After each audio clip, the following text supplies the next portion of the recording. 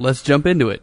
It happened. The University of Washington Huskies lost to the USC Trojans last Saturday night. The Huskies didn't look anything like what they usually do. What was wrong with the team, Lacey? Well, guys, I was actually at the game on Saturday. Big baller. I'm sorry.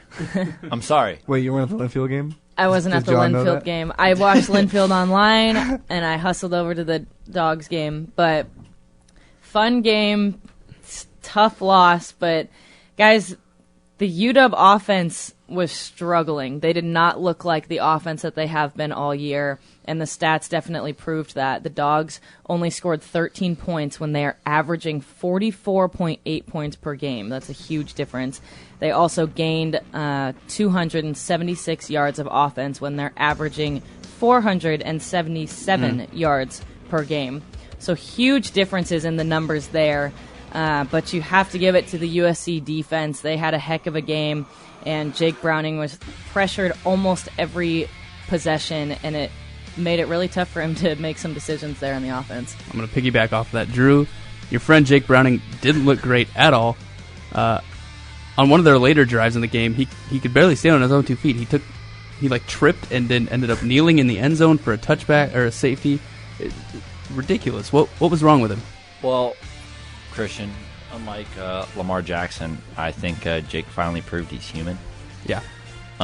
He was on an absolute tear for a ton of games. He didn't look good. I thought he would possibly improve as the game went on, as he got to see more and more of that USC defense, and he just kind of got worse and worse.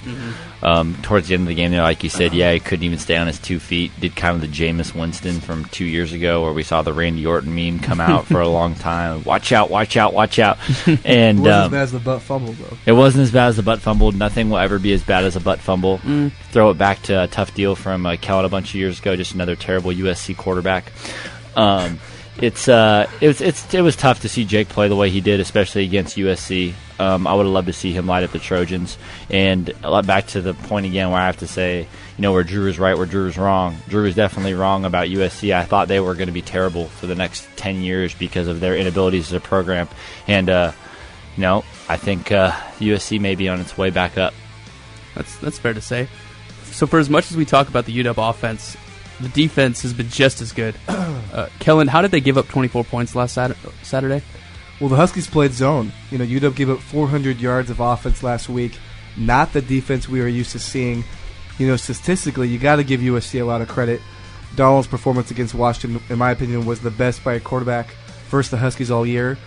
His 287 yards, 69.7% completion rating, 8.7 yards per attempt, and 2 touchdowns, and his quarterback rating was 150.63, worst season's high for a UW opponent. You look beyond the stats, Donald was even better than that. Negating the Washington pass rush with his legs and firing strikes to receivers at every level of the field. Very, very impressive by a redshirt freshman. You look at the receiver position, the running back position.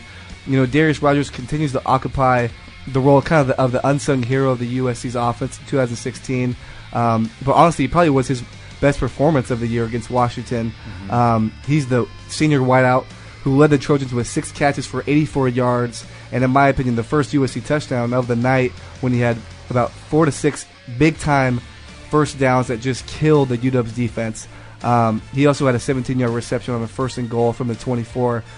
Besides Rodgers and Darnold also turned to a pair of other increasingly targets to unlock that UW defense. Tight end Daniel, I'm not even going to try to pronounce his last name, but he had a career high of 5 catches for 78 yards and a touchdown of his own. Is going to be a big-time player. I think he'll be playing on Sundays. Once again, showing off his impressive range.